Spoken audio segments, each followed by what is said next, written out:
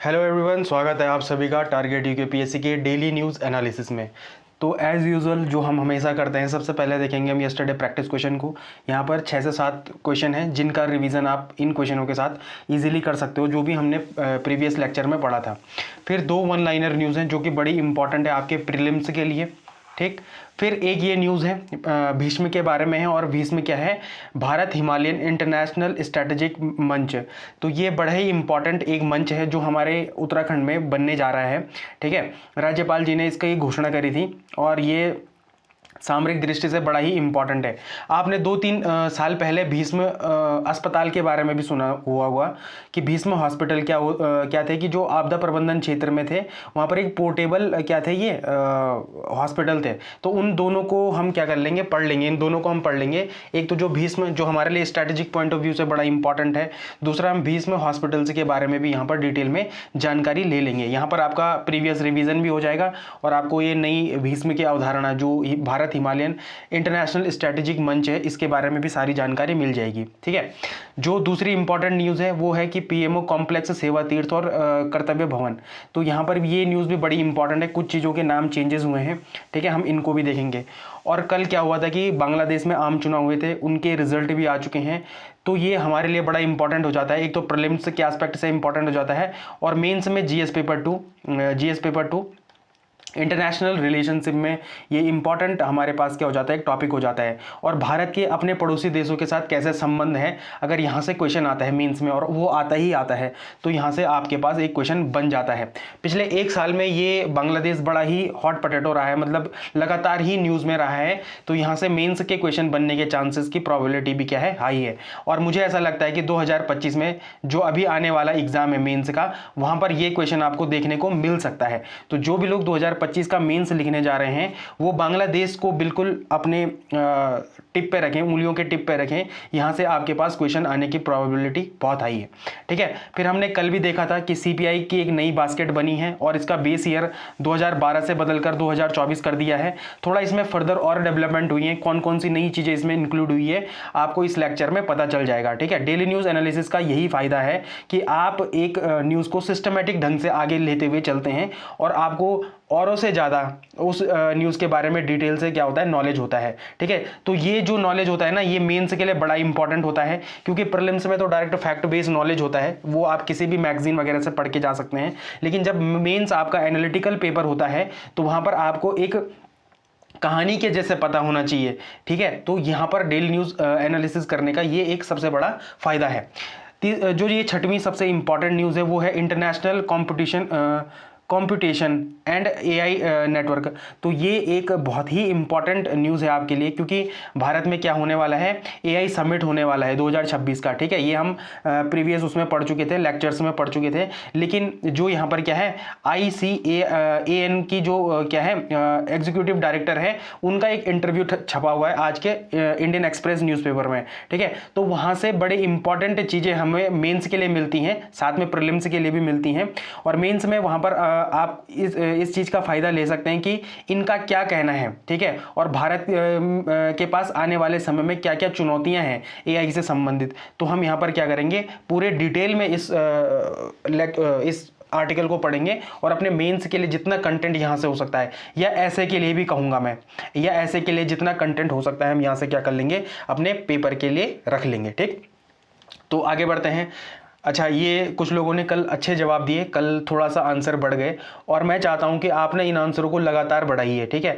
मैं आपसे बीच में जितने भी क्वेश्चन पूछता हूं, जैसे कल मैंने बहुत सारे स्ट्रीट के बारे में पूछा था, तो यहाँ पर बहुत ही शानदार आंसर दिया है, ठीक है। फिर मैंने ये पूछा था कि केदारनाथ में डिजास्टर कब आया था, वहाँ पर भी बहुत ही अच्छा आंसर मुझे मिला है। फिर मैंने ये भी पूछा कि उत्तराखंड में टेलीस्कोप कितने लगे हैं, कहाँ कहाँ पर लगे हैं, तो यहाँ पर भी बहुत अच्छा आंसर आया है, ठीक है। मैंने पेंगोंग तुसु लेक के बारे में पूछा था, ठीक है। तो ये सॉल्ट वाटर लेक है, ठीक है, ये इंपॉर्टेंट है। हिमालयी क्षेत्र में सॉल्ट वाटर लेक मिलना एक बहुत ही इंपॉर्टेंट चीज़ है, ठीक है। तो जब भी हम ज्योग्राफी पढ़ेंगे तो तब हम देख लेंगे कि पेंगोंग तोसो जो लेक है वो सॉल्ट वाटर लेक क्यों है, ठीक है। तो कुछ लोगों ने बहुत ही शानदार आंसर दिए हैं, इन सब का मैं धन्यवाद करना चाहूँगा। और मैं चाहूँगा कि लोग इसमें ना, आप जो भी नए लोग जुड़ रहे हैं, ठीक है, इन सब चीज़ों में, इन सब इनिशिएट में भाग लेने की कोशिश करें, ठीक है। मेरे को इससे कोई फायदा नहीं होगा, लेकिन प्रीलिम्स के लिए आपके लिए बहुत ही इंपॉर्टेंट क्वेश्चन हो जाते हैं। और मैं आपको गारंटी के साथ बोलूँगा, बोल रहा हूँ कि जो प्रीलिम्स 360 सीरीज है और जो डेली न्यूज़ एनालिसिस है, ये अपने आप में 70% पेपर यहाँ से बनने के चांसेस हो जाएंगे आने वाले टाइम में। आप 6 महीने मेरे साथ तैयारी करके देखिए और देखना कि पेपर 70% इन्हीं 2 लेक्चर से आपके पास आना शुरू हो जाएगा। ठीक है, तो अब आप मुझसे कहाँ पर जुड़ सकते हैं? आप मुझे टारगेट यूकेपीएससी के टेलीग्राम चैनल से जुड़ सकते हैं। यहाँ पर जो भी मैं मेंस के क्वेश्चन देता हूँ, आप मुझे उनका आंसर भेज सकते हैं और उस आंसर में फर्दर जो भी हम क्या कर सकते हैं, सुधार कर सकते हैं, वो मैं आपको डायरेक्टली बता सकता हूँ। ठीक, तो ये बार कोड है, इसको स्कैन करके या तो फिर आप टारगेट यूकेपीएससी को डायरेक्ट सर्च करके यहाँ पर पहुँच सकते हैं। ठीक, आज से मैं एक नई चीज़ शुरू करने जा रहा हूँ। आज से मैं आपको कुछ लोकेशन दूंगा, आपको वो मैप में ढूंढनी है, साथ में क्यों इंपॉर्टेंट है मुझे ये भी बताना है। तो आज मैं आपको बताऊंगा कि ऑस्ट्रेलिया में एक ग्रेट बैरियर रीफ है। क्या है? ग्रेट बैरियर रीफ है। ग्रेट बैरियर रीफ है, आप मुझे इसके बारे में डिटेल में बताएंगे। ठीक है, ग्रेट बैरियर रीफ बड़ा ही इंपॉर्टेंट है ये आपके प्रीलिम्स के एस्पेक्ट से। ये बहुत बार प्रीलिम्स में सीधे सीधे आता है कि ग्रेट बैरियर रीफ की जो लोकेशन है वो कहाँ पर है, ऑस्ट्रेलिया के पूर्व पश्चिम उत्तर दक्षिण में कहाँ पर है, क्यों ये इंपॉर्टेंट है। ठीक है, तो ये पेपर में लगातार ऐसे क्वेश्चन आपको देखने को मिलते हैं। ठीक है, तो आप मुझे बताएंगे कि ग्रेट बैरियर रीफ क्यों इंपॉर्टेंट है और इसकी क्या सिग्निफिकेंस है ना। मुझे आप उसके बारे में पूरा पोस्टमार्टम करके बताएंगे और कहां पर बताएंगे, कमेंट सेक्शन में बताएंगे। ठीक है, तो जो वन लाइनर न्यूज़ है वो 2 ही वन लाइनर न्यूज़ आज की इंपॉर्टेंट है। और ये जो पहली वन लाइनर न्यूज़ है कि 2011 में यूनेस्को द्वारा घोषित, 2012 में संयुक्त राष्ट्र द्वारा अपनाए जाने के बाद 13 फरवरी को विश्व रेडियो दिवस के रूप में मनाया जाता है। मुझे अच्छे से याद है कि एक यूके ट्रिपल एससी का एक एग्जाम हुआ था, वहां पर पूछा गया था कि 13 फरवरी को कौन सा दिवस मनाया जाता है, तो विश्व रेडियो दिवस मनाया जाता है। 13 फरवरी को ही सरोजनी नायडू जी का क्या होता है, बर्थडे होता है आई थिंक, है ना। तो इसको भी देख लेना आप। ठीक है, 13 फरवरी को क्या होता है, सरोजनी नायडू जी का बर्थडे भी होता है।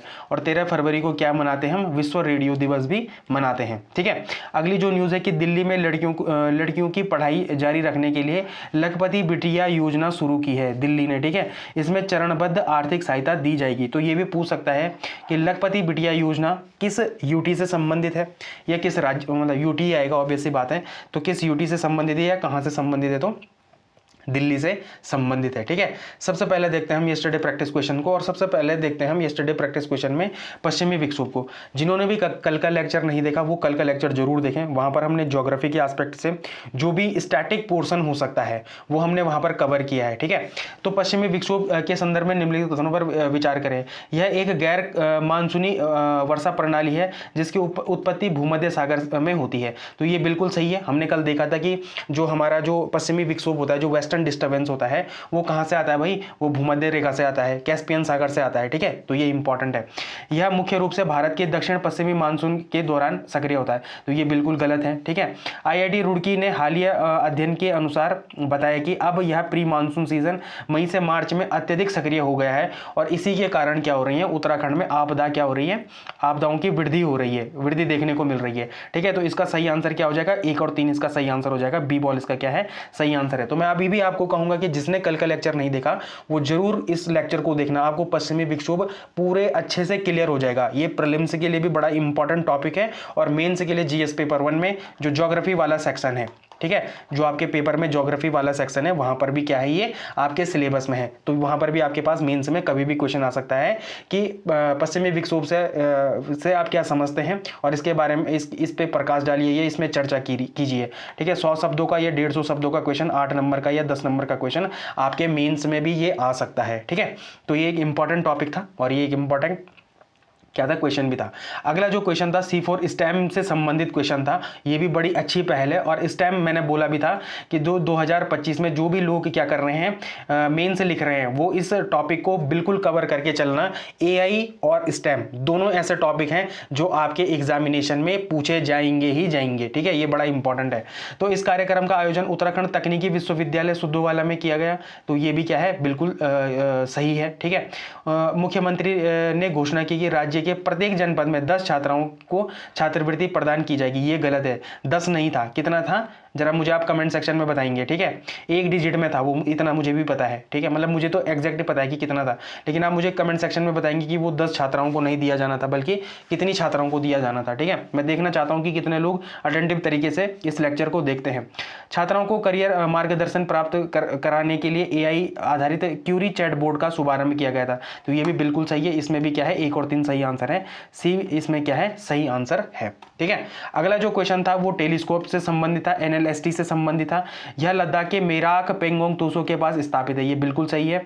यह भारत की पहली ग्राउंड बेस्ड सोलर ऑब्जर्वेटरी है, नहीं, इससे पहले 2 ग्राउंड बेस्ड सोलर ऑब्जर्वेटरी थी, एक कोडाई कैनाल में थी और एक और भी थी, ठीक है। और ये तीसरी क्या है ग्राउंड बेस्ड सोलर ऑब्जर्वेटरी है, ठीक। तो ये ऑप्शन क्या हो जाता है गलत हो जाता है। तीसरा ऑप्शन है इसका मुख्य उद्देश्य सूर्य के चुंबकीय क्षेत्र और स्पेस वेदर का अध्ययन करना है, तो ये भी बिल्कुल सही है। 1 और 3 इसके सही आंसर है, इसका सी क्या है सही आंसर है, ठीक है। अगला जो क्वेश्चन है, निम्नलिखित में से किस भारतीय प्रधानमंत्री को पाकिस्तान के सर्वोच्च सम्मान निशान-ए-पाकिस्तान से सम्मानित किया गया था, ठीक है।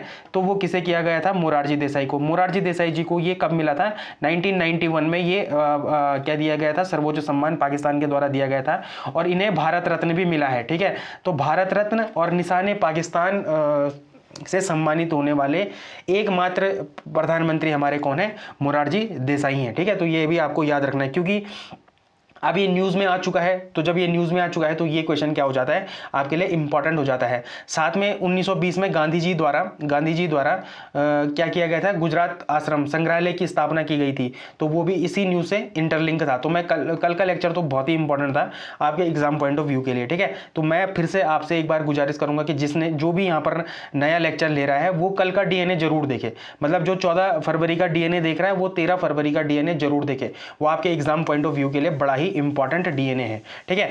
अगला जो टॉपिक था वो हमारा क्या था, बायो टेररिज्म से संबंधित था और राइसिन नामक प्रोटीन था, ठीक है, जो कि कहां से निकलता था, अरंडी के बीज से निकलता था, ठीक है। और ये क्या है, एक प्रोटीन है, ठीक है, ये क्या है, एक प्रोटीन है, ठीक है, ये क्या है, प्रोटीन है, ठीक है। तो हाल ही में बायो टेररिज्म के संदर्भ में चर्चा में रहे राइसिन के संबंध में निम्नलिखित कथनों पर विचार करें।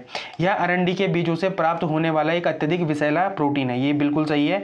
वर्तमान में राइसिन विषाक्तता के लिए कोई भी विशिष्ट एंटीडोट उपलब्ध नहीं है, तो ये भी क्या है बिल्कुल सही है। इसका डी ऑप्शन क्या है, डी डक ऑप्शन क्या है, सही है। तो यहाँ पर हमने ये क्वेश्चन सॉल्व कर दिए। फिर अगला एक क्वेश्चन और भी था, DAC रक्षा अधिकरण परिषद, और इसका अध्यक्ष कौन होता है, इसका अध्यक्ष अपने कौन होते हैं, इसका अध्यक्ष कौन होता है, अभी कौन है इसका अध्यक्ष, इसके अध्यक्ष है अपने राजनाथ सिंह, इसके अध्यक्ष कौन है, राजनाथ सिंह। मतलब रक्षा मंत्री ही क्या होता है, रक्षा अधिकरण परिषद का अध्यक्ष होता है। द्वारा रक्षा प्रस्तावों में दी गई मंजूरी के संबंध में निम्नलिखित कथनों पर विचार करें। DAC ने भारतीय वायुसेना के लिए 114 राफेल लड़ाकू विमानों की खरीद की मंजूरी दी, बिल्कुल 114 दी, जिसमें से 90 जो राफेल हैं, जो 90 राफेल है वो भारत में ही क्या बनेंगे, भारत में ही असेंबल होंगे, ठीक है। तो ये इंपॉर्टेंट है, ये ऑप्शन क्या है, सही है। दूसरे में कि 90 राफेल विमानों का निर्माण मेक इन इंडिया पहल के तहत भारत में किया जाएगा, ये भी बिल्कुल सही है। तीसरा है नौसेना के लिए अमेरिका से अतिरिक्त बोइंग P8I विमान खरीदने की मंजूरी दी गई है, ये भी बिल्कुल क्या है, सही है। तो यहाँ पर क्या है, तीनों ही ऑप्शन सही है, तो इसका बी बॉल क्या है, सही ऑप्शन है, ठीक है। तो ये भी एक इंपॉर्टेंट था। फिर हमने कल NSO के बारे में देखा था और न्यू इन्फ्लेशन सीरीज जो हमारी क्या है, CPI है, ठीक है। वहां पर हमने देखा था कि क्या हो गया, इसका बेस ईयर 2024 हो गया है, ठीक है। तो इस श्रृंखला का आधार वर्ष क्या हो चुका है, 2024 निर्धारित किया गया है, ये बिल्कुल सही है। नई श्रृंखला में खाद्य और पेय पदार्थों का भारांश 45.86 से 50% नहीं, बिल्कुल नहीं है, ये 37% के आसपास हो चुका है, ठीक है, ये इंपॉर्टेंट है। यहाँ पर हमने एक चीज और भी देखी थी, हेडलाइन इन्फ्लेशन के बारे में भी पढ़ा था। हेडलाइन इन्फ्लेशन में क्या होता है भाई, फूड और फ्यूल दोनों को ही क्या किया जाता है, जोड़ा जाता है, ठीक है। जो भी प्रीलिम्स 360 नहीं देख रहा है वो प्रीलिम्स 360 सीरीज को जरूर देखे, हमने वहां पर WPI CPI कवर किया हुआ है और एक लेक्चर में हमने हेडलाइन इन्फ्लेशन भी क्या किया है, कवर किया है। और ये आपके PCS के प्रीवियस ईयर क्वेश्चन पेपर में भी देखने को मिला था मुझे, ये कौन सा, हेडलाइन इन्फ्लेशन में, ठीक है। तो ये एक इंपॉर्टेंट टॉपिक है। तीसरा ऑप्शन है, यह श्रृंखला घरेलू उपभोग व्यय सर्वेक्षण 2023-24 के आंकड़ों पर आधारित है, तो ये क्या है, बिल्कुल ही सही है। तो इसका क्या हो जाता है, B option, B ball option सही हो जाता है। इसका 1 और 3 क्या है, सही आंसर है। ठीक है, एक अगला क्वेश्चन था, एक स्टैच्यूटरी बॉडी हमने कल पढ़ी थी, सीवीसी, केंद्रीय सतर्कता आयोग के बारे में पढ़ा था, तो उससे रिलेटेड एक क्वेश्चन था कि इसकी स्थापना संथानम समिति की सिफारिशों के आधार पर की गई थी। संथानम समिति के संबंध किससे, भ्रष्टाचार से संबंध था इनका।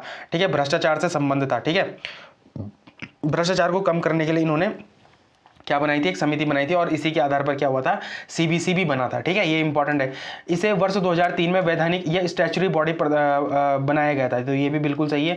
केंद्रीय सतर्कता आयोग का कार्यकाल 5 वर्ष और 65 वर्ष की आयु जो भी पहले हो चुके तक है। नहीं, 5 वर्ष नहीं है, बल्कि कितना है, 4 वर्ष। और मैंने कल बोला भी था कि ये एकमात्र ऐसी स्टैच्यूटरी बॉडी देखने को मिली है अभी तक जिसमें क्या है, 4 वर्षों का कार्यकाल है। 4 वर्षों का क्या है, कार्यकाल है। तो इसमें क्या है, 1 और 2 सही आंसर, इसका बी बॉल क्या है, सही आंसर है। ठीक है, अब आगे बढ़ते हैं। अब आगे बढ़ते हैं और सबसे पहले देखते हैं उत्तराखंड न्यूज़ को।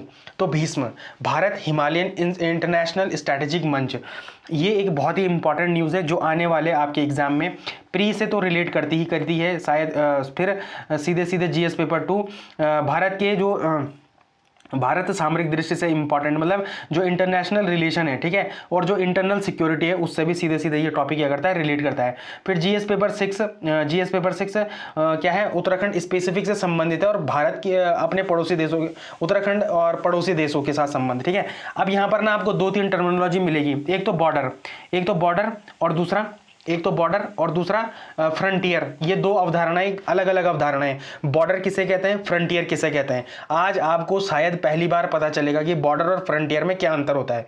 मुझे उम्मीद है बहुत सारे लोगों को नहीं पता होगा, बहुत सारे लोगों को जिनको पता है तो वो तो बहुत अच्छी बात है, लेकिन जिनको नहीं पता आज उनको पता चलेगा कि बॉर्डर और फ्रंटियर में क्या अंतर होता है। ठीक है, तो ये इंपॉर्टेंट है। तो सबसे इंपॉर्टेंट पहली खबर है कि खबर क्या है, मतलब वो इंपॉर्टेंट है। यह देहरादून में स्थापित एक रणनीतिक थिंक टैंक है, मतलब स्ट्रैटेजिक थिंक टैंक है। आसान भाषा में कहें तो यह रक्षा विशेषज्ञों, पूर्व सैनिक अधिकारियों, बुद्धिजीवियों का एक समूह या मंच है जो देश की सुरक्षा, विदेश नीति और सीमावर्ती मुद्दों पर गहरा शोध और विचार विमर्श करेगा।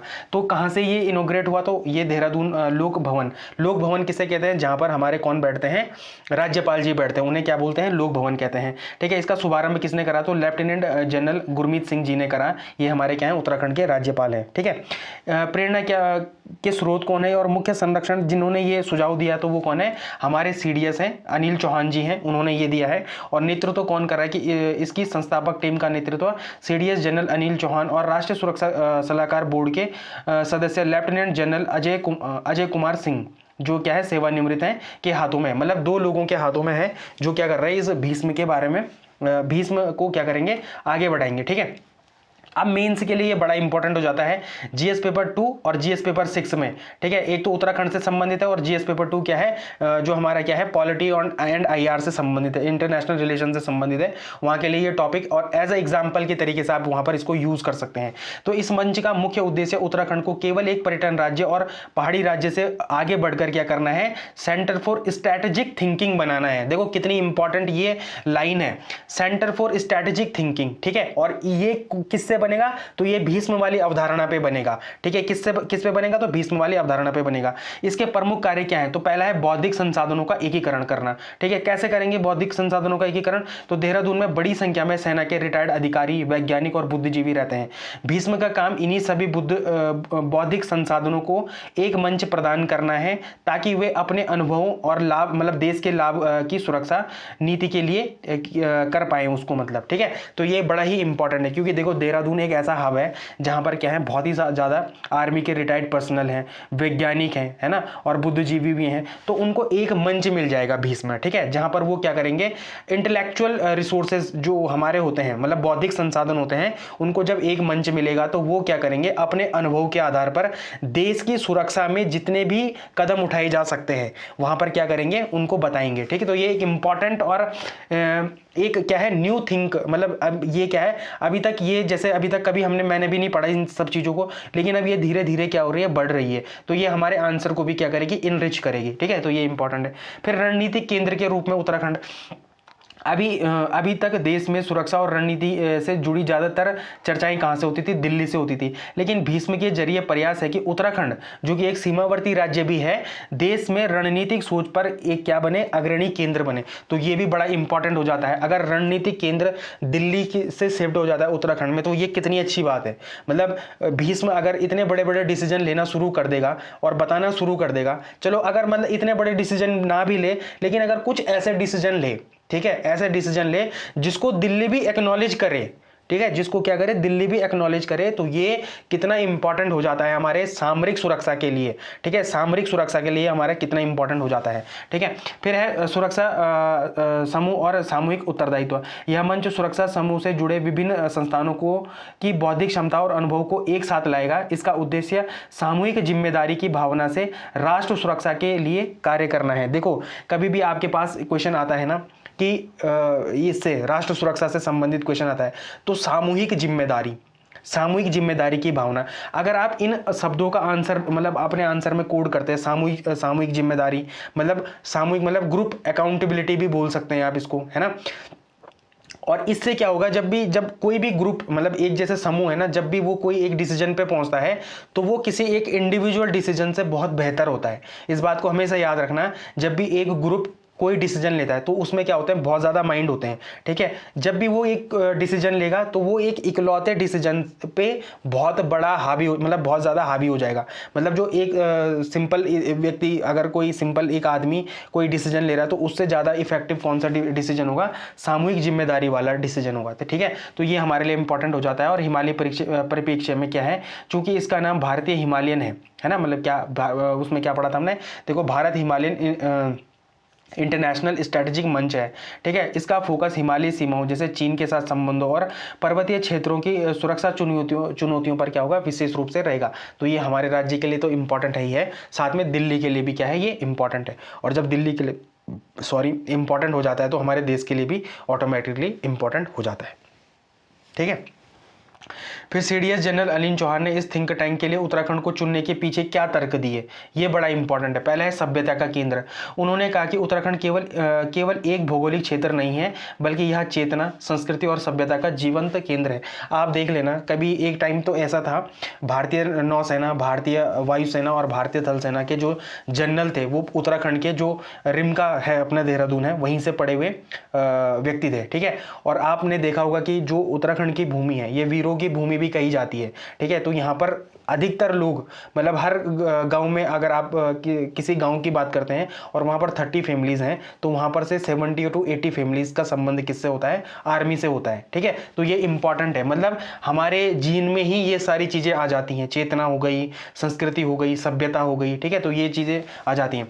फिर फ्रंटियर राज्य, सीमावर्ती राज्य होने के कारण यहाँ के लोगों और यहाँ के माहौल में सुरक्षा की समझ स्वाभाविक है। ऑब्वियस सी बात है, जो भाई सीमावर्ती राज्य होंगे ना, उनके पास ऑटोमेटिकली एक थिंकिंग होती है, सुरक्षा की समझ एक चीज होती है उनके पास, जो उनको सिखाया ही नहीं जा सकता, वो उनके पास ऑटोमेटिकली विरासत टू विरासत शिफ्ट होती रहती है। तो ये भी इंपॉर्टेंट है। फिर स्थिरता, ऐसे रणनीतिक थिंक टैंक के लिए देहरादून शांत और बौद्धिक वातावरण अत्यंत उपयुक्त है। खैर, यहाँ पर मैं जो यहाँ पर शांत लिखा है, मैं एक न्यूज़ पढ़ रहा था, बड़ी ही दुख की बात है कि पिछले 16 दिनों में देहरादून में 5 से ज़्यादा मर्डर हो चुके हैं, ठीक है। तो खैर मैं ये तो नहीं कहूँगा कि देहरादून एक शांत जगह है, लेकिन हाँ, यहाँ पर बौद्धिक वातावरण क्या है? अत्यंत उपयुक्त है, ठीक है। ये बात तो है, ठीक है। अब यहाँ पर देखो, बॉर्डर और फ्रंटियर में क्या अंतर होता है? तो बॉर्डर क्या होता है? बॉर्डर एक राजनीतिक और कानूनी रेखा है जो दो देशों को क्या करती है? अलग करती है। क्या जो बॉर्डर होता है वो क्या है? एक राजनीतिक और कानूनी रेखा है, ठीक है, जो दो देशों को अलग करती है। जैसे रेड क्लिफ लाइन होगी, जैसे मैकमोहन लाइन हो गई। जरा मुझे बताना, रेड क्लिफ लाइन किन दो देशों के बीच है? मैकमोहन लाइन किन दो देशों के बीच है? जीरो लाइन किन दो देशों के बीच है? जरा मुझे ये भी बताना, ठीक है। स्पेशली किस राज्य में है जीरो लाइन, ठीक है। तो ये इंपॉर्टेंट है। फिर फ्रंटियर क्या है? यह दो सभ्यताओं का मिलन बिंदु होता है, यह एक जोन होता है, न कि केवल एक लकीर होती है। हिमालय क्षेत्र ऐतिहासिक रूप से एक फ्रंटियर है। मतलब फ्रंटियर क्या होता है कि उधर की भी 2 किलोमीटर अंदर, इधर की भी 2 किलोमीटर के अंदर सभ्यता एक जैसी होती है, रहन सहन एक जैसा होता है, लोगों की भाषाएं एक जैसी होती हैं, लोगों का खान पान एक जैसा होता है, ठीक है। तो ये क्या होता है? फ्रंटियर। तो आज मुझे उम्मीद है कि आपको फ्रंटियर और बॉर्डर में एक व्यापक अंतर पता चला होगा, ठीक है। और जब भी आप सीमावर्ती राज्य, देखो जैसे हम सीमावर्ती राज्य है ना, तो हमारे पीसीएस में ये ऐसे क्वेश्चन आने की प्रोबेबिलिटी है। और देखना आप, जैसे जीएस पेपर 2 2024 का पेपर में देखना, मैं आज लाना भूल गया, वहां पर चीन से संबंधित एक क्वेश्चन आया है, ठीक है। तो आने वाले टाइम पे ये क्वेश्चन बनते रहेंगे, ठीक है। जब ये क्वेश्चन बनते रहेंगे तो हमको अपने माइंड को ऐसे प्रिपेयर करना है कि हम इन क्वेश्चनों को क्या कर पाए, आंसर इजीली कर पाए, ठीक है। हमें इन चीज़ों के बारे में सोचने की ज़्यादा ज़रूरत ना पड़े, हमको ऐसा ट्रेन करना है अपने माइंड को। तो ये एक बहुत ही अच्छा टॉपिक था जो खत्म हो गया। अब भीष्म, देखो आपने पुराने पहले भी सुना होगा भीष्म प्रोजेक्ट के बारे में। तो भीष्म प्रोजेक्ट क्या था? प्रोजेक्ट भीष्म भारत स्वास्थ्य पहल सहयोग हित और मैत्री के लिए था। ये विश्व का पहला स्वदेशी मॉड्यूल और त्वरित तैनाती योग्य पोर्टेबल अस्पताल था। तो जो भीष्म प्रोजेक्ट था, ठीक है, जो पहले था, मतलब 2-3 साल पहले ये करंट अफेयर में था, और मुझे लगा कि ये भी एक इंपॉर्टेंट है। कई लोग इसमें कंफ्यूज हो सकते हैं।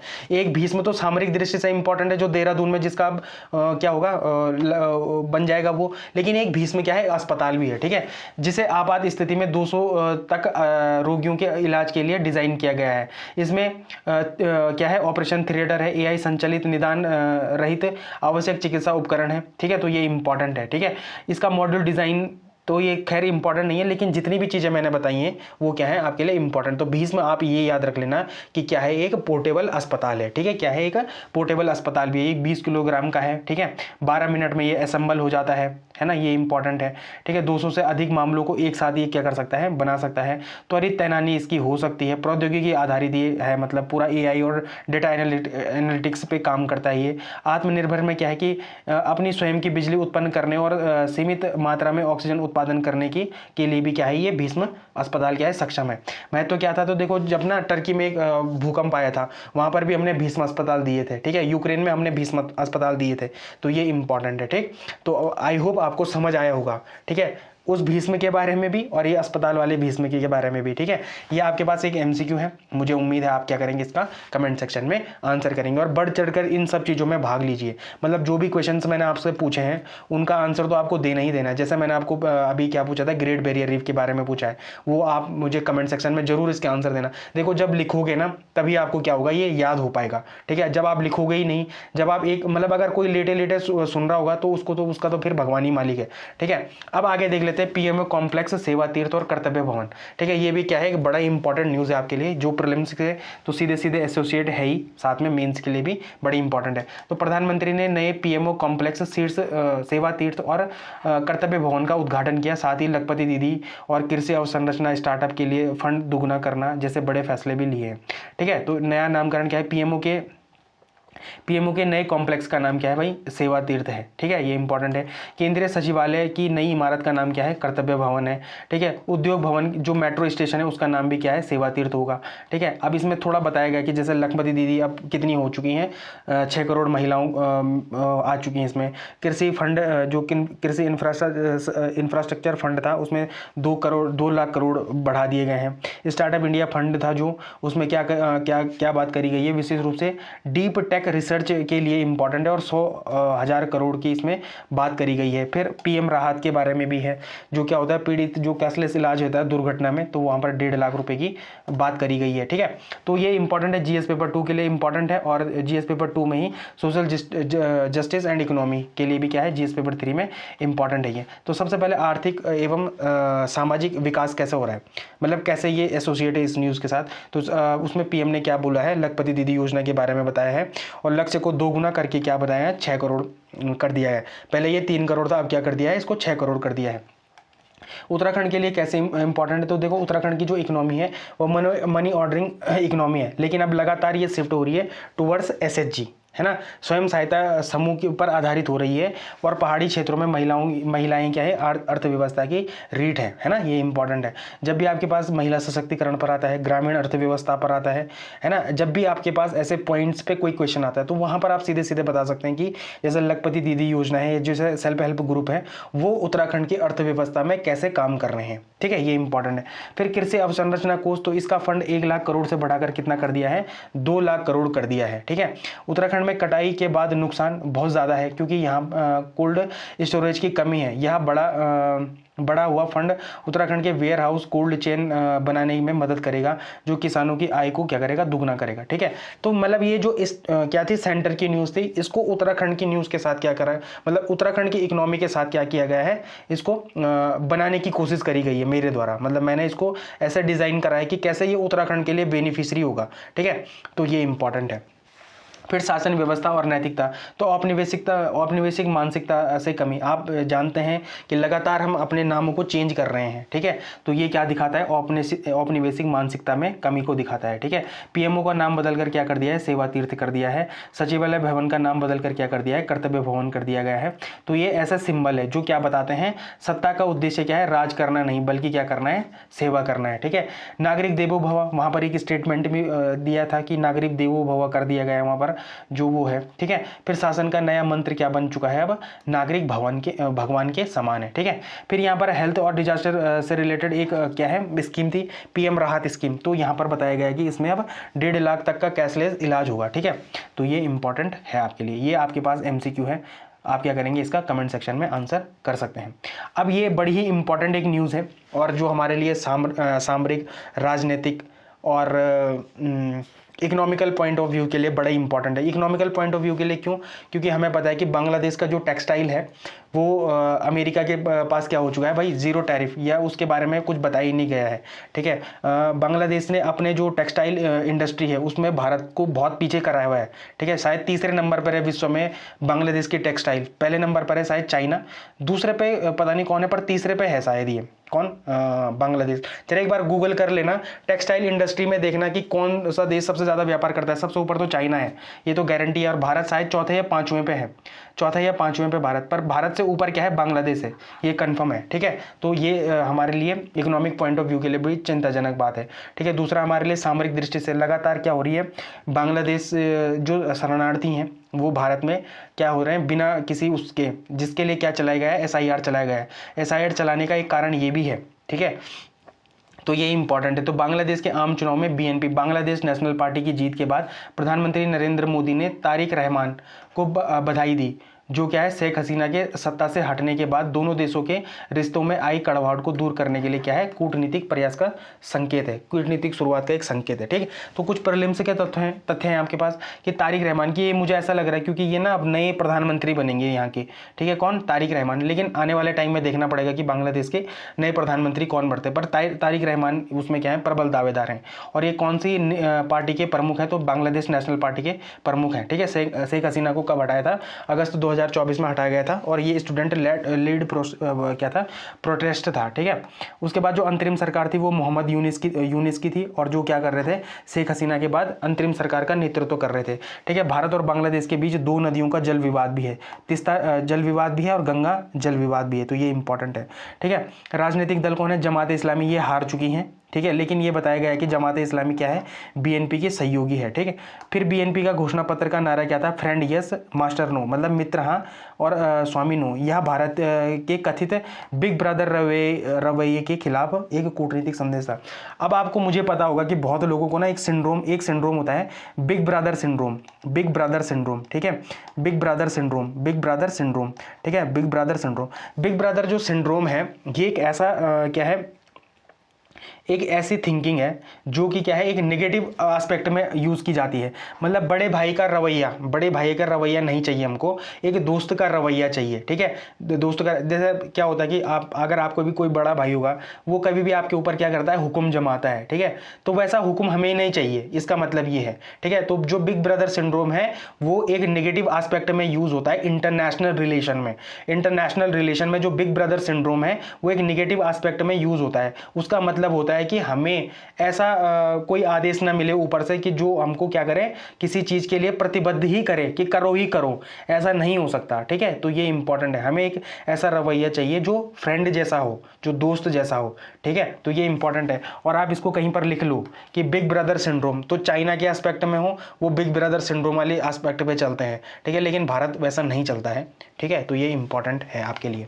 ठीक, तो जीएस पेपर 2 में अंतर्राष्ट्रीय संबंध भारत और बांग्लादेश के बीच में या बाइलेटरल संबंध भी हैं, वहाँ के लिए ये बड़ी इंपॉर्टेंट है। पहले कूटनीतिक चुनौती क्या है, तो ऐतिहासिक रूप से आवामी लीग जो शेख हसीना की क्या थी, पार्टी थी, को भारतीय समर्थन और बीएनपी को भारत विरोधी माना जाता है। लेख में मतलब ये लेख में बताया गया था कि 2001 से 2006 के दौरान बीएनपी सत्ता में थी, तब भारत को आतंकवाद और उत्तर पूर्व में उग्रवाद का सामना करना पड़ा था। तो ये बड़ी इंपॉर्टेंट है। इससे पहले भी मतलब जब शेख हसीना की सरकार नहीं थी, बीएनपी थी जब 2001 से 2006 में, तो उस टाइम पे भी जब जो हमारे नॉर्थ ईस्ट स्टेट के राज्य है ना, वहाँ पर क्या फैला था, आतंकवाद फैला था। तो ये अभी भी हमारे लिए चिंता की बात है कि बीएनपी क्या है अब सत्ता में आएगी, तो फिर ये सब चीज़ें होना क्या हो सकता है, फिर से शुरू हो सकता है। लेकिन वर्तमान स्थिति क्या है, तो पीएम मोदी को प्रगतिशील और समावेशी है ना, प्रोग्रेसिव और इंक्लूसिव बांग्लादेश का आह्वान करना इस बात का संकेत है कि भारत चाहता है कि नई सरकार वहाँ के हिंदू अल्पसंख्यकों की सुरक्षा सुनिश्चित करे और भारत विरोधी गतिविधियों को रोके। मतलब भारत जो अभी पीएम मोदी ने वहाँ पर क्या करा है, जो बताया है, मतलब जो वक्तव्य बोला है, जो उनको बधाई दी है, किनको, तारिक रहमान को, ठीक है, वहाँ पर वो स्टेटमेंट दिखाता है कि भारत क्या चाहता है, प्रगतिशील और समावेशी क्या चाहता है, आगे काम चाहता है, किससे, बांग्लादेश से, ठीक है। फिर मुख्य विवाद और मुद्दे क्या थे, जैसे सबसे पहले क्या था, शेख हसीना का प्रत्यार्पण, ठीक है, वो ठीक है, तो ये एक तो ये है, दूसरा है जल बंटवारा और तीसरा है सीमा सुरक्षा। तो ये क्या है, बड़ी ही इंपॉर्टेंट 3 चीज़ें हैं, ठीक है। फिर सामरिक चिंताएं तो हैं ही हैं, अडानी जो पावर प्रोजेक्ट और ट्रांजिट है, भारत की कनेक्टिविटी परियोजना और क्या ऊर्जा समझौते नई सरकार के रूप पर निर्भर करेंगे। तो ये तो बड़ी इंपॉर्टेंट है ये। साथ में जो चीन और पाकिस्तान का प्रभाव है, चीन पाकिस्तान टर्की का प्रभाव, टर्की तो यहाँ पर लिखा नहीं है, लेकिन मुझे ऐसा लगता है कि चीन पाकिस्तान और टर्की का प्रभाव बांग्लादेश पे अगर ज़्यादा बढ़ेगा तो वो कहीं ना कहीं भारत विरोधी होगा, ठीक है, वो क्या होगा, भारत विरोधी होगा। तो ये इंपॉर्टेंट क्या है, न्यूज़ है। तो जहाँ पर भी ये नीले हैं ना, तो ये जीते हैं बीएनपी ने, ये किसने जीते हैं, बीएनपी ने। और जो भी हरे हैं, वो जो हरे वो है ना लाइन है, वो किसने जीते हैं, मुस्लिम क्या था वो, जमात इस्लामी पार्टी, ठीक है। जितने भी हरे वाले हैं ये जमात इस्लामी पार्टी की जीती हैं, और जितने भी नीले एरिया हैं वो बीएनपी जीती है, ठीक है। तो ये एक इम्पॉर्टेंट चुनाव थे जो हमारे लिए बड़े इंपॉर्टेंट था, हमारे एग्जाम पॉइंट ऑफ व्यू के लिए, जीएस पेपर 2 इंटरनेशनल रिलेशन में, ठीक है। और प्रीलिम्स में भी सीधे सीधे आपके पास आ सकता है कि यहाँ के प्रधानमंत्री कौन बने हैं, है ना, बनेंगे अभी तारिक रहमान बनेंगे, 100% यही बनेंगे, मुझे जहाँ तक उम्मीद है, ठीक है। अब जो नई आपके पास न्यूज़ है वो है सीपीआई से रिलेटेड, कंज्यूमर प्राइस इंडेक्स से रिलेटेड है, और इसकी बास्केट को अपडेट कर दिया गया है ना। इसकी जारीकर्ता कौन है, तो सांख्यिकी और कार्यक्रम क्रियान्वयन मंत्रालय। अब नया आधार वर्ष क्या है, 2024 है, और जो 2025 की मुद्रास्फीति क्या थी, 2.75, इसी के आधार पर क्या करी गई है, नई सीरीज को लाया गया है। सीपीआई क्या है, तो एक जो हमारा रिटेल इन्फ्लेशन को मापता है, ये खुदरा महंगाई को मापता है, और आरबीआई अपनी मौद्रिक नीति के लिए इसी का उपयोग करता है, जो अपना रेपो रेट है ना, इसी के लिए इसका यूज़ करता है। आपको क्या करना है, मुझे रेपो रेट के बारे में कमेंट सेक्शन में बताना है, रेपो रेट और रिवर्स रेपो रेट के बारे में, ठीक है। रिवर्स रेपो रेट, ये दोनों ही ऐसे रेट हैं जो आपके प्रिलिमिनरी एग्जाम के लिए बड़े ही इंपॉर्टेंट है, चाहे आप रेपो रेट की बात करें, चाहे आप रिवर्स रेपो रेट की बात करें, ये दोनों ही क्या है, आपके प्रिलिमिनरी एग्जाम के लिए अति महत्वपूर्ण क्या है, फैक्ट्स है। मतलब यहाँ से आपके पास क्वेश्चन आने के चांसेस क्या है, ज़्यादा है, ठीक है, सॉरी। आप देखो यहाँ पर जो, अब यहाँ पर इसको कहाँ से कनेक्ट करेंगे, जीएस पेपर 3 से, इंडियन इकोनॉमी से आप क्या कर सकते हैं, इसको डायरेक्ट कनेक्ट कर सकते हैं, ठीक है। या वहाँ पर आपके पास क्या है, ये सीधा सीधा आपके सिलेबस में है, डब्ल्यूपीआई और सीपीआई। तो सीपीआई अब क्योंकि इसका आधार वर्ष चेंज हुआ है, तो जो 2026 का जो प्रिलिमिनरी एग्जाम होगा और जो 2026 का मेंस का एग्जाम होगा, वहाँ पर इसके चांस आने के बहुत ज़्यादा है, ठीक है। तो आधार वर्ष में बदलाव, तो भारत ने सीपीआई मतलब उपभोक्ता मूल्य सूचकांक के लिए आधार वर्ष को बदलकर 2024 कर दिया है। ये हमारे यूकेपीएससी के लिए क्यों इंपॉर्टेंट है, पहले क्या था, 2012 था, अब क्या है, 2024 है। तो ये इंपॉर्टेंट है, कारण क्या है कि समय के साथ लोगों के उपभोग का तरीका बदल गया है, इसलिए पुराने आधार वर्ष से सही महंगाई का पता नहीं चलता। बास्केट में बदलाव करा है, मतलब क्या बाहर करा है, जैसे पुराने बास्केट में सीडीज थे, डीवीडीज थे, ऑडियो वीडियो कैसेट्स थी, इनको क्या कर दिया है, बाहर कर दिया है, क्योंकि अब इनको कोई खरीदता ही नहीं है। अब इनकी जगह में क्या बास्केट में डाला है, तो जैसे हेडफोन हो गया, ईयरफोन हो गया, ईयरपॉड्स हो गया, ब्लूटूथ डिवाइस हो गया, इनको क्या कर दिया गया है, इंक्लूड कर दिया गया है। ये क्या दिखाता है, ये दिखाता है कि जो भारत की अर्थव्यवस्था है और उपभोग व्यवहार है, वो अब क्या हो रहा है, डिजिटल और आधुनिक हो रहा है। तो जब हम उन्हीं का क्या कर रहे हैं, कंजम्पशन कर रहे हैं, ठीक है। क्या आप हेडफोन नहीं लेते, लेते हैं। ईयरफोन नहीं लेते, लेते हैं। ईयरपोड्स नहीं लेते, लेते हैं। ब्लूटूथ डिवाइस नहीं लेते, लेते हैं, ठीक है। तो अब क्या कर रहे हैं, हम आधुनिक डिवाइसेस का कंजम्पशन कर रहे हैं। तो अब वो बास्केट में जोड़ दिए गए हैं और क्या हटा दिए गए हैं, सीडीज हो गया, डीवीडीज हो गया। What is the full form of DVD, जरा what is the full form of CD, जो आपके कंप्यूटर वाले क्वेश्चंस होते हैं ऐसे ही तो आते हैं। What is the full form of DVD, what is the full form of CD, जरा मुझे आप इसके बारे में बताना, ठीक है। तो ये इंपॉर्टेंट आपके पास चीज़ें हैं। फिर खाद्य पदार्थों का भार, तो food items have become less prominent in the new CPI, तो ये इंपॉर्टेंट है, ठीक है। यहाँ पर क्या बोला गया है कि जब जब क्या बनता है, लोगों के पास आय बढ़ती है तो लोग क्या करते हैं, उनका जो खाने में उपभोग होता है वो कम होने लगता है। कल हमने ये पढ़ा भी था, इसी को क्या कहते हैं, एंजल्स लॉ कहते हैं, ठीक है। ये आपके प्रिलिमिनरी एग्जाम के लिए बड़ा इंपॉर्टेंट है। एंगल्स लॉ या एंजल्स लॉ क्या है, आपके प्रिलिमिनरी एग्जाम के लिए बड़ा इंपॉर्टेंट है, as well as mains exam के लिए भी क्या है, उतना ही इंपॉर्टेंट है। जब किसी देश की समृद्धि बढ़ती है, जब किसी देश की आय बढ़ती है, तो आय का कम हिस्सा क्या होता है, भोजन पर, और अधिक हिस्सा किस पे होता है, सेवा और गैजेट पर खर्च होना शुरू हो जाता है। इसे ही क्या कहते हैं, एंगल्स लॉ या एंजल्स लॉ कहते हैं। नए सीपीआई में भोजन का वेटेज कम होना भारत की आर्थिक विकास का संकेत है, ठीक है। तो ये एक इंपॉर्टेंट फैक्ट है आपके लिए, ठीक है। सोना और चांदी, नए बास्केट में सोना, डायमंड, प्लेटिनियम ज्वेलरी का वेटेज कितना है, 0.62%, और चांदी का वेटेज कितना है, 0.31%। आपके पास ये 100% पेपर में आ सकता है कि जो नया बास्केट है, ठीक है, जो नया बास्केट बना है सीपीआई का, क्या उसमें ज्वेलरी आइटम्स भी आते हैं, क्या उसमें ज्वेलरी आइटम्स भी आते हैं, तो भैया हाँ आते हैं, ठीक है। और ये आपको बता भी दिया गया कि इसका परसेंटेज कितना है। फिर बैक सीरीज देखो, बैक सीरीज का मुद्दा ये बड़ा ही इंपॉर्टेंट है। ये कई बार सीधे सीधे पेपर मेंस के एग्जामिनेशन में अभी आता है कि बैक सीरीज से आप क्या समझते हैं। तो जब भी आधार वर्ष बदलता है तो जो पुराना डेटा होता है, जैसे 2012 का डेटा की तुलना में नया डेटा 2024 वाले से करना मुश्किल होता है, इसलिए अर्थशास्त्री बैक सीरीज पुराने डेटा को नए फॉर्मूले से निकालना की मांग करते हैं ताकि सही तुलना या कंपैरिजन हो सके। तो ये क्या है, एक इंपॉर्टेंट टॉपिक है आपके पास, और मुझे उम्मीद है कि आप इसका क्या करेंगे, ये आपके पास एमसीक्यू है और आप इसका क्या करेंगे, आंसर कमेंट सेक्शन में करेंगे, ठीक है। अब जो आपके पास एक टॉपिक है, ये बड़ा ही इंपॉर्टेंट टॉपिक है, जो ICAIN है ना, जो ICAIN है, international computation and AI network. Computation मतलब होता है गणना, ठीक है, गणना। तो ये क्या है, एक बड़ा ही इंपॉर्टेंट है, और यहाँ की जो क्या है एग्जीक्यूटिव डायरेक्टर हैं वो है कैथरीन फ्रे। तो इनसे एक इंटरव्यू लिया गया। क्यों लिया गया इंटरव्यू, क्योंकि भारत में क्या होने जा रहा है, AI इम्पैक्ट समिट होने जा रहा है 2026 में, ठीक है। अब अभी कुछ 2-1 हफ्ते बाद है वो, ठीक है। तो जब भारत में AI इम्पैक्ट समिट होने जा रहा है तो कैथरीन फ्रे से कुछ क्वेश्चन किए गए हैं, और जो वो क्वेश्चन किए गए हैं वो बड़े इंपॉर्टेंट हो जाते हैं आपके किस किस एग्जामिनेशन के लिए। देखो GS पेपर 2 इंटरनेशनल रिलेशन में आपके लिए वो इंपॉर्टेंट हो जाता है। वैश्विक समूह और समझौते, global AI summit, UN council of Europe, और भारत के हितों पर विकास और विकासशील देशों की नीतियों का प्रभाव, ये आपके सिलेबस में है, तो यहाँ से भी आप इसको रिलेट कर सकते हैं। दूसरा, आप GS paper 3 science and technology से रिलेट कर सकते हैं। IT और कंप्यूटर के क्षेत्र में जागरूकता, स्वदेशी तकनीकी का विकास, इंडिजीनियनाइजेशन ऑफ इन टेक्नोलॉजी, इस यहाँ से भी आप क्या कर सकते हैं, इसको कनेक्ट कर सकते हैं। GS पेपर 3 इन्वायरमेंट में आप इसको सीधे सीधे कनेक्ट कर सकते हैं। पर्यावरण, प्रदूषण और गिरावट, कैसे AI डेटा सेंटर जो होते हैं वो ज़्यादा एनर्जी लेते हैं, वहाँ पर पानी का उपयोग ज़्यादा होता है, ठीक है, यहाँ से भी आप इसको कनेक्ट कर सकते हैं। और GS पेपर 4 इथिक्स, नैतिक चिंताएं, इंक्लूसिविटी, बायस और डिजिटल डिवाइड, ये बड़े इंपॉर्टेंट है, और ये सारे के सारे कहाँ पर देखने को मिलेंगे, इंडिया में देखने को मिलेंगे। सारी की सारी चुनौतियाँ क्या हैं, ये ही तो चुनौतियां हैं।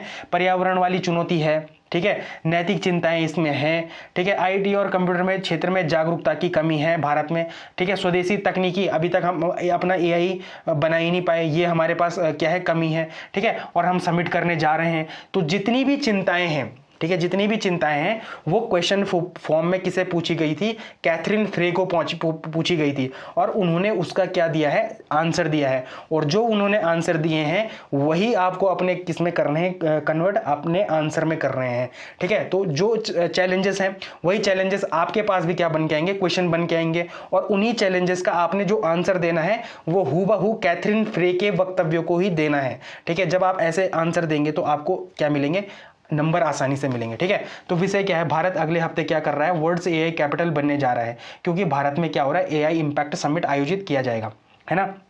ये मैं आपको बता चुका हूँ। और क्या है मुख्य मुद्दे, क्या है कि एआई लाभ सभी को कैसे मिले, इंक्लूसिविटी कैसे बढ़े, ठीक है, संसाधनों का समान